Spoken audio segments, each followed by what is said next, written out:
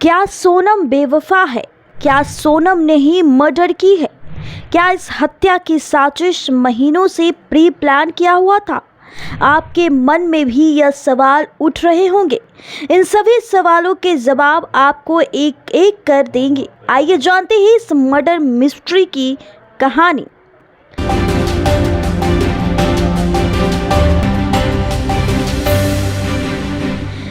इंदौर की सोनम रघुवंशी अब देश भर की सुर्खियों में है।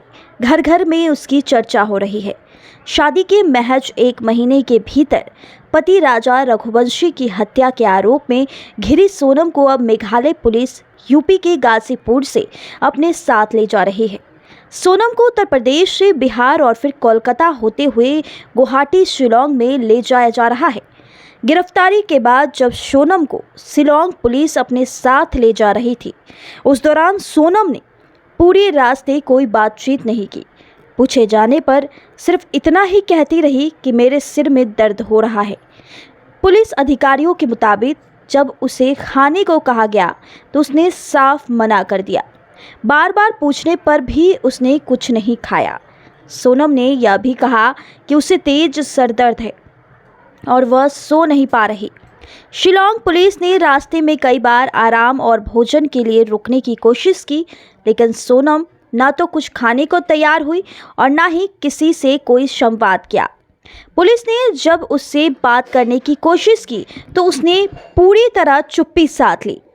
हर बार एक ही बात, मेरे सिर में दर्द हो रहा है।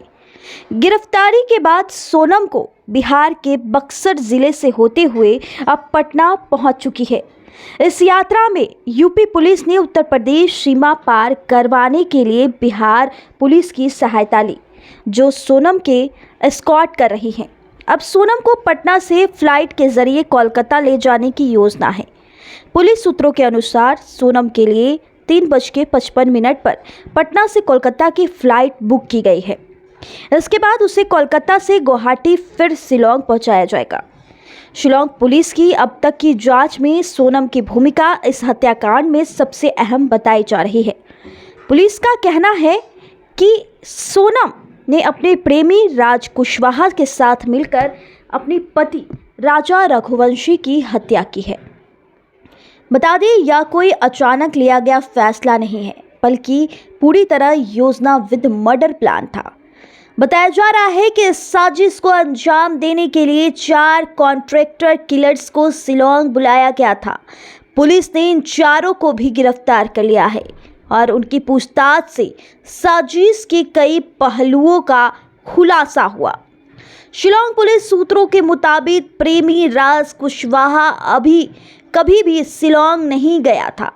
उसने सोनम को फोन के जरिए हर निर्देश दिया।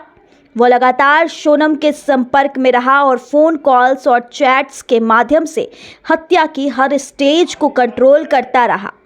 सोनम को राज ने ही शिलोंग भेजा था, जहां पहले से मौजूद कॉन्ट्रैक्टर्स किलर्स से मिलकर उसे मर्डर के अंजाम देना था।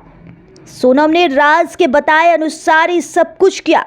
लोगों से मिली, जगह तय की, समय चुना और आखिरकार हत्या को अंजाम तक पहुंचाया। पुलिस जांच में यह बात भी साफ हो चुकी है कि यह मर्डर कोई आवेग में लिया गया फैसला नहीं था, बल्कि महीनों की सोच समझ और योजना का नतीजा था। यह तय कर लिया था कि राजा रघुवंशी की हत्या कब की जाएगी, किस जगह पर होगी, किसके जरिए होगी और उसके बाद क्या किया जाएगा। पूरे केस में अब मेघालय पुलिस सोनम से पूछताछ करने वाली है, ताकि यह स्पष्ट हो सके कि साजिश की असली शुरुआत कहां से हुई, इसमें कौन कौन लोग शामिल थे, किसने क्या भूमिका निभाई और क्या राज कुशवाहा के अलावा कोई और तीसरा बड़ा नाम भी इसमें सामने आता है। अब मेघालय पुलिस की सबसे बड़ी चुनौती यह होगी कि सोनम से सच उगलवाया जाए, क्योंकि अब तक सोनम पूरी तरह से चुप है और कोई भी बयान देने से इनकार कर रही है। लेकिन अब जब उसे शिलोंग ले जाया जा रहा है, वहां उससे पूछताछ होगी। शायद अब सच्चाई सामने आने वाली है।